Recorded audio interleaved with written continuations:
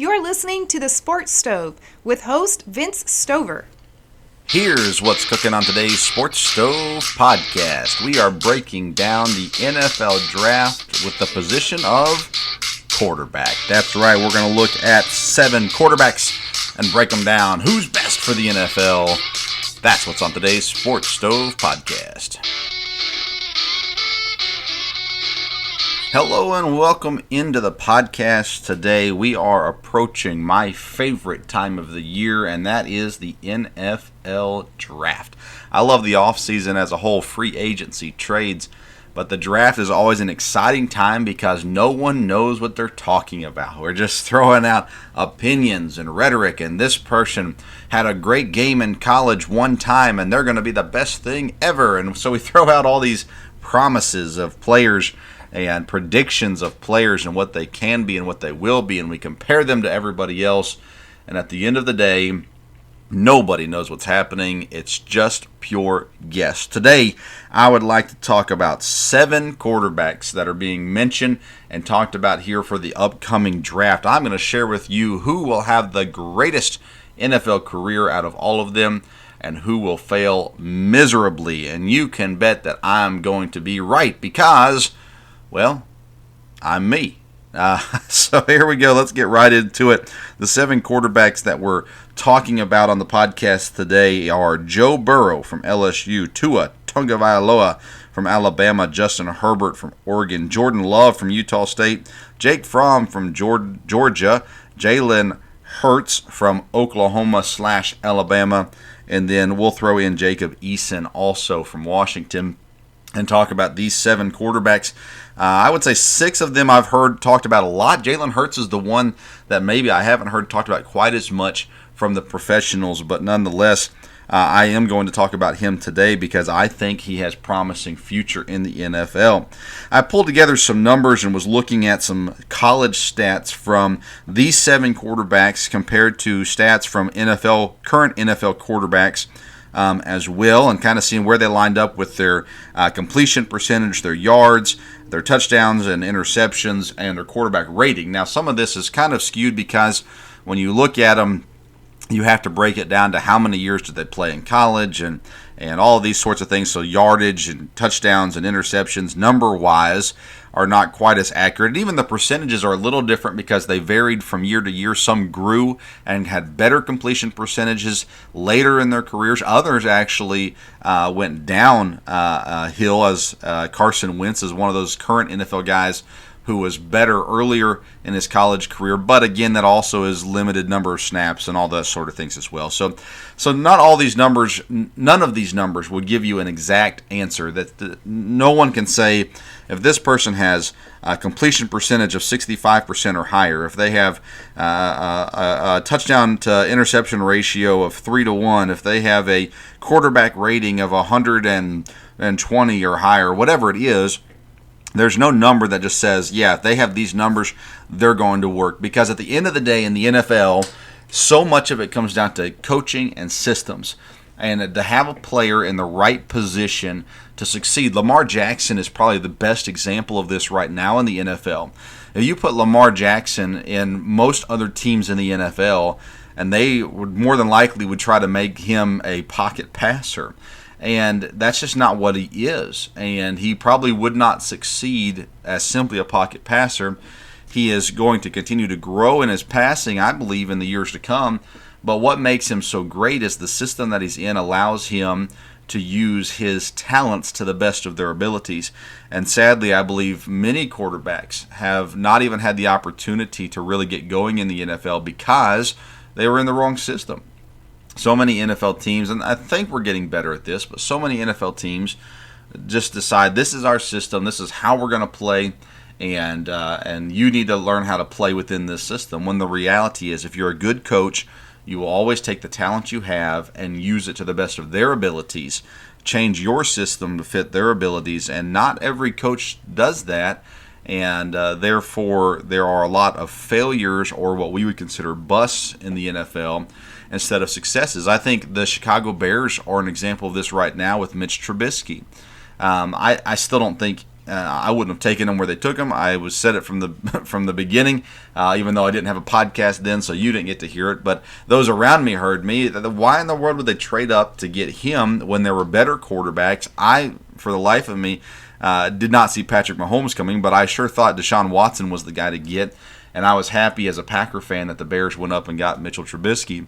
But now to watch Matt Nagy and the Bears, they are failing to do what Mitch Trubisky does best. And because of that, Mitch Trubisky looks like the fool, when the reality is Matt Nagy's more the fool than Mitch Trubisky. So these quarterbacks that are coming in this draft, so much of their potential, so much of what they can be is dependent on the team that drafts them and the coach that they play for, whether or not they implement a system that will work for them. The number one overall pick is the Cincinnati Bengals, and pretty much everybody agrees that Joe Burrow is the pick here for Cincinnati. The question is does Joe Burrow actually want to go to Cincinnati?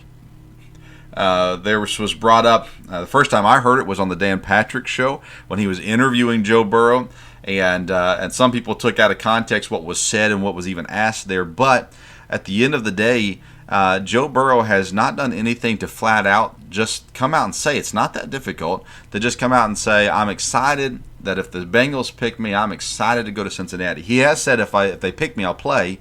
I'm not going to sit out. But he hasn't specifically said, I want to go to the Bengals. I want to be picked by Cincinnati, and I'm looking forward to playing in Cincinnati.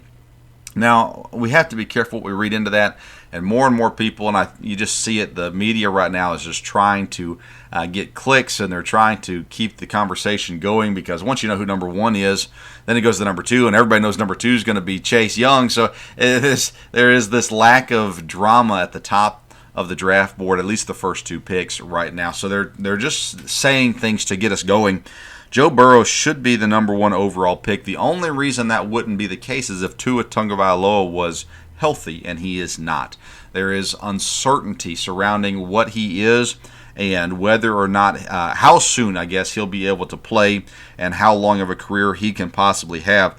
So Joe Burrow is sitting there at the number one spot, and he's got the numbers to go with it. He's through 69% in college, over 8,800 yards, 78 touchdowns, 11 interceptions, and a quarterback rating of 172.4, which is very, very high.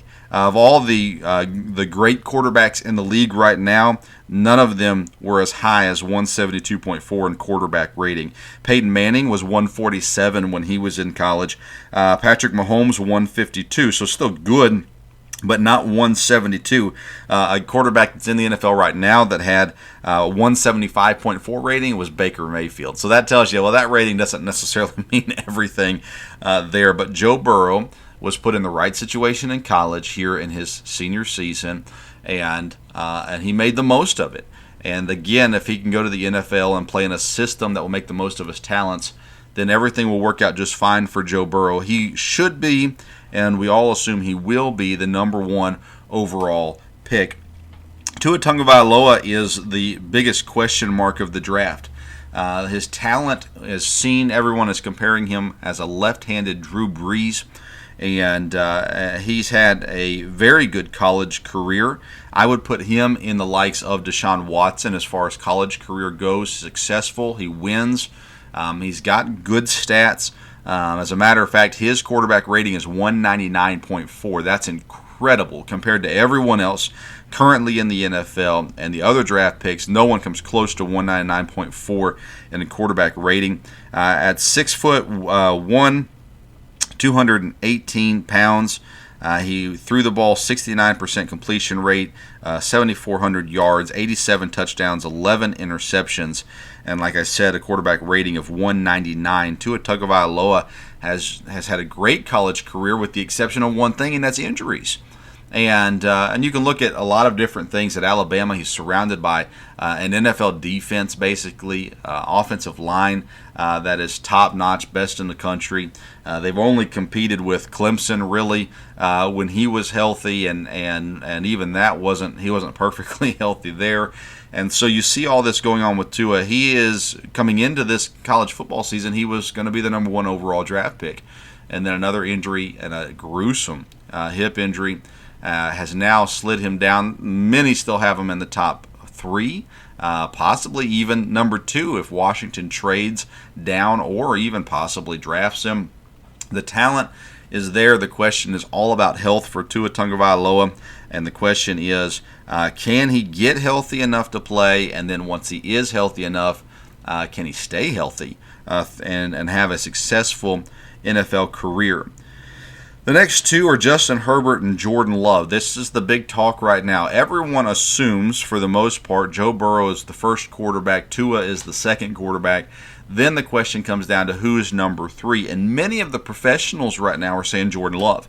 They think Jordan Love, from what they're hearing from scouts supposedly, is that Jordan Love is the one that's going to move up. And it kind of makes you wonder if there's teams putting out false information to try to get someone who loves Jordan Love to go up and get him and allow someone else to drop to them. But Jordan Love and Justin Herbert are the 2 options. Both of them are the bigger quarterbacks in this draft. Justin Herbert, 6'6", 237. Jordan Love, 6'4", 225. Both of them over 60% completion on their college career. Herbert had 64%, Jordan Love 61%. Herbert, 95 touchdowns, 23 interceptions. Jordan Love, 60 touchdowns, 29 interceptions. So both of them not great interception numbers coming out of college. Justin Herbert has a 153 quarterback rating, which is pretty average compared with some of the other good quarterbacks, the young quarterbacks in the league right now. Carson Wentz, 153.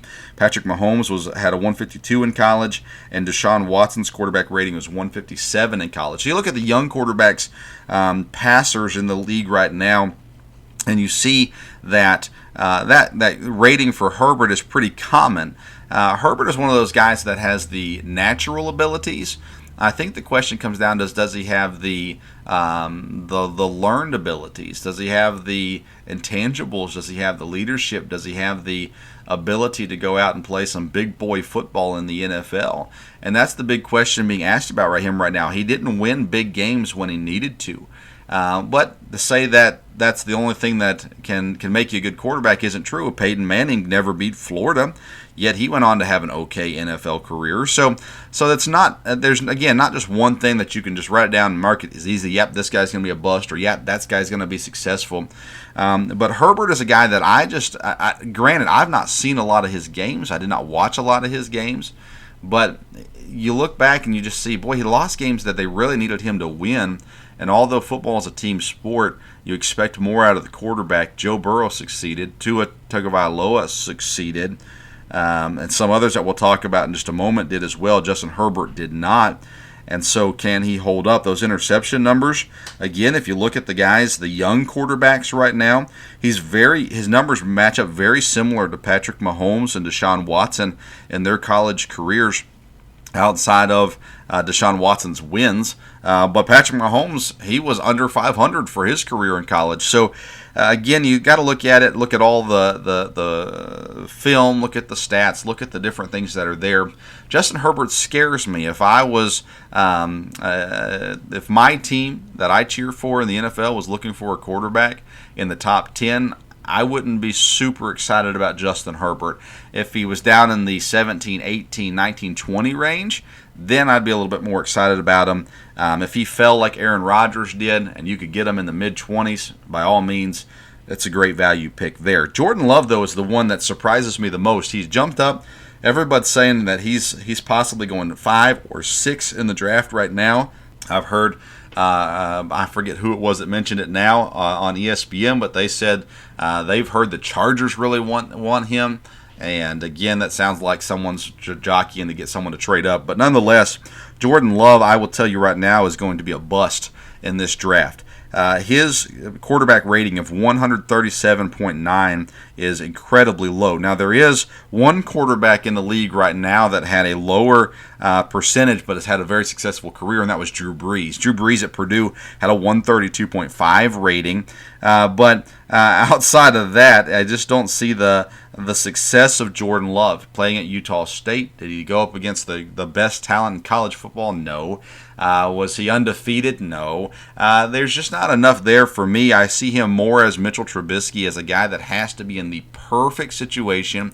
And even when in the perfect situation, He's a guy that needs everything around him to be great. Great running back, great receivers, great offensive line, a great defense, and then you might see him have some success.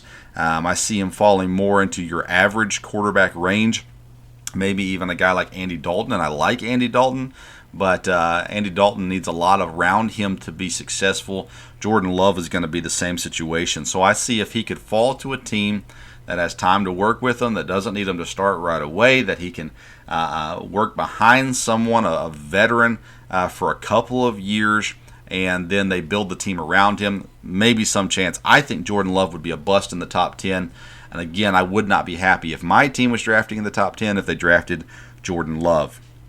The next two quarterbacks are interesting ones because they were very successful in college.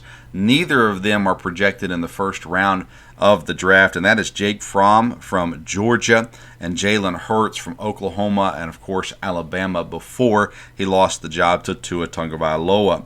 Jake Fromm is the guy that I'm the most excited about. Now, again, I wouldn't draft him number one overall, and that's not what I'm saying. I'm not saying he's the best quarterback in the draft, but I think Jake Fromm could have one of the best careers of these guys. As a matter of fact, I have him as the third best quarterback in the draft behind Joe Burrow and Tua Tagovailoa.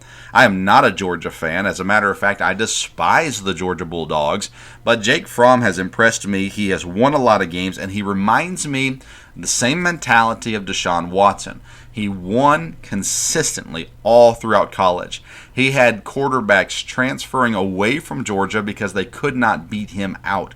He is successful. He is a leader. He is not the most athletic guy, but to me, he's a guy that you cannot overlook in this draft. And if you could draft him in the second round or in the third round, what great value you could have. He could turn into a great success, and I believe be one of the best stories out of this draft. He's 6'2", 220, so he's got good size. 63% completion, which is right on the mark with Patrick Mahomes' college career, as well as Carson Wentz and Aaron Rodgers and Russell Wilson, all around that same completion percentage. Jake Fromm has thrown for over 8,000 yards, 78 touchdowns, 18 interceptions. So not as many touchdowns as some of these other guys, Justin Herbert, Tua Tagovailoa, Joe Burrow. But you remember, he's had some of the greatest running backs in college football over the last several years. And so Jake Fromm, 78 touchdowns, 18 interceptions, and a quarterback rating of 156, which is, again, right in line with Patrick Mahomes, Deshaun Watson, Aaron Rodgers as well in that range in his college career. Jake Fromm is the guy that I'm the most excited about. I would be happy if my team, I cheer for the Green Bay Packers, I would be ecstatic if they picked up Jake Fromm as a backup quarterback to Aaron Rodgers and eventual successor. But at the end of the day, Jake Fromm, again, it's going to matter to where he lands. If he goes to Baltimore, well, that's not great. Their system isn't set up for him. If he goes to Arizona, that's not great. Kyler Murray gets hurt. Jake Fromm cannot scramble like Kyler Murray. And so you have this, again, the situation where he needs to be in a spot where they're going to be willing to be a passing team that has some balance to him.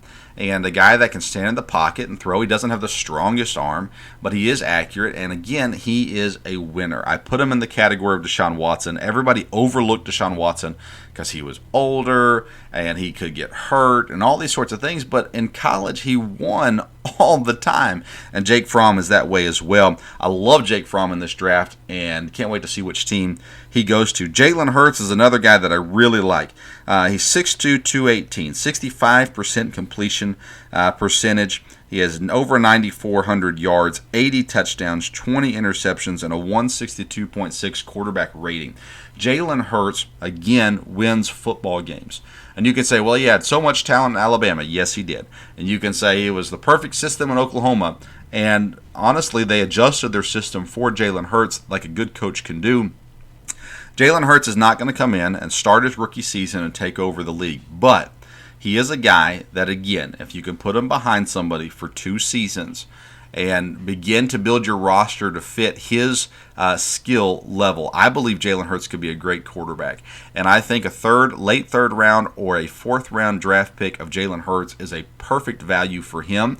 And I would not take him number 1, but if I'm a team that's looking for a quarterback down the road, someone like the Saints in that range there, Minnesota, as a potential suitor as well. Those sorts of teams that have some time to put him behind someone and begin to groom and put him in the right places, and then there's always that potential for him in a year or two to come in and get some playing. Jalen Hurts and Jake Fromm are the two quarterbacks that I would say, if I'm not picking one or in that top five to get Joe Burrow or Tua Tagovailoa, those are the two guys I'm getting, and I just need to be strategic about when I get them.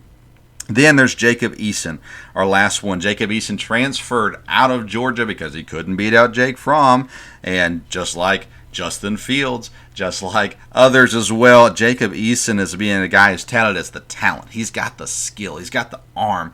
He is the size that you want, 6'6", 227. And people are saying he's a guy that could be a steal later in the draft. I disagree completely.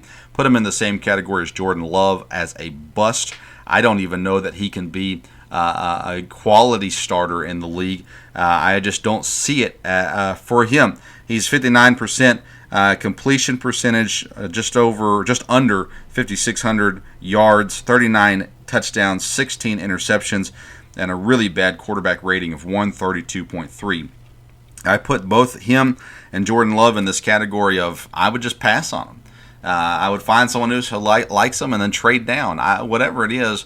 And Eason's not in the first round, and I don't think he's even a second-round quarterback at this point, or being projected as such. But to me, Jacob Eason is a guy that I wouldn't touch. I wouldn't waste my time on trying to develop. I would pass on him and look at some of these other guys as well.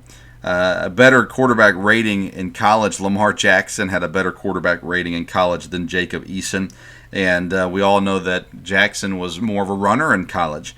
And so you just see these numbers for Eason and for all the talent he's supposed to have.